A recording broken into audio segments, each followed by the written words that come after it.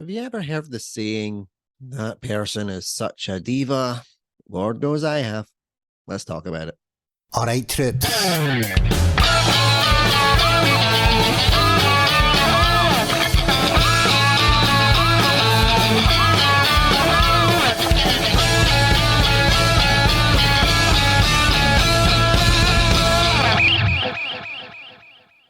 A diva is something I don't think we need to explain in the arts, but there are a few different definitions, so I'm going to do it anyway. One thing I didn't know was that diva is actually the Latin word for goddess. It has often been used to refer to a celebrated woman of outstanding talent, such as an opera singer, theatre icon, a fashionista, or an actress. Speaking of which, if you are referring to an actress, the meaning of diva is closely related to prima donna. The one that we're going to be particularly talking about is a self-important person who is temperamental and difficult to work with. When Googling what is a diva, these are the four images that come up: Mariah Carey, Whitney Houston, Jennifer Lopez, and Barbara Streisand, with Beyonce just narrowly squeaking into number 5. So one thing I have noticed is that being a diva is particularly sexist. If you're a diva, you're naturally assumed to be a woman.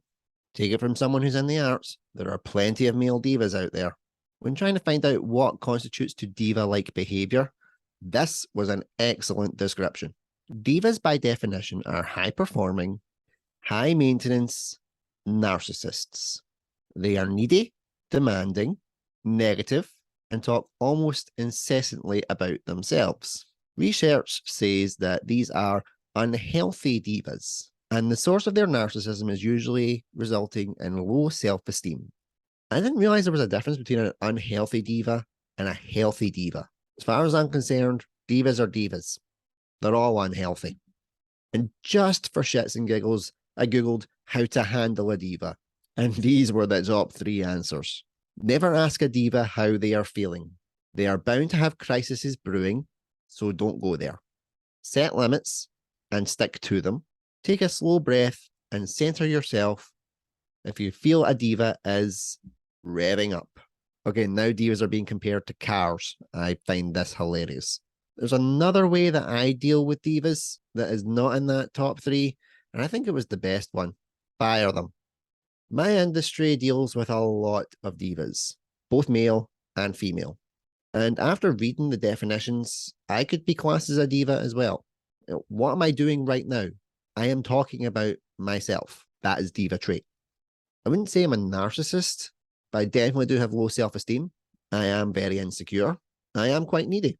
So I would definitely say that I am a diva. But there is an undercurrent of divaness that isn't really addressed in those, and that is the attitude of a diva. It's all right to talk about yourself.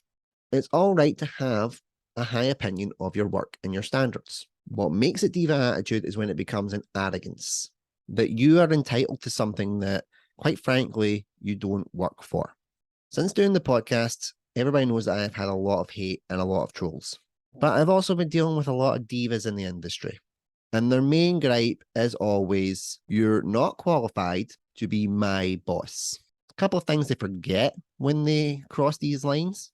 I hired you, I can fire you, but I get the job done, and I create the content. How many people do you know in the industry that have got a degree and they've done absolutely nothing with it? If I had to rhyme them off, I would be here all day. How many people do you know that have just an HND in acting and performance and have 4 successful podcast channels, a media company, and paid clients that look for your expertise? You know one because you're watching them right now. So that proves a lot of things. One of them is that you don't need to have the qualification. You just need the right attitude and mentality to succeed. And that's what I've got. I make it clear that I have no time for divas. Life's too short to spend with people that annoy you. And divas have a negative impact on your mental health. They make you feel anxious, insecure, low self-confidence, depressed, worthless, all because their attitude has been bringing you down. So the second I sniff a diva trait, I make sure to nip it in the bud right away. That may seem brutal, that may seem cold, But I'm not doing this to be in the diva industry. I'm doing this to help people. And if you aren't going to help people, then don't waste my time. Will this make me sound like a diva? I've just established that I am one, but I'm one that wants to help people. I do this because I'm good at it and I want to support my family. That's why I say if you're not on board with my core values, I don't bring you in to work with me. So to any wannabe divas, just don't waste your time contacting me. I'm not interested. I deal with genuine, honest, hardworking people. I have no time for drama. Off screen, that is. So that's my thoughts on divas. I hope it's helped some people feel a bit more secure about themselves. And just know that a diva cannot control your life if you don't give them the chance to. Laugh them off, block them, carry on doing what you're doing. Until next time, take care, stay safe. Bye bye.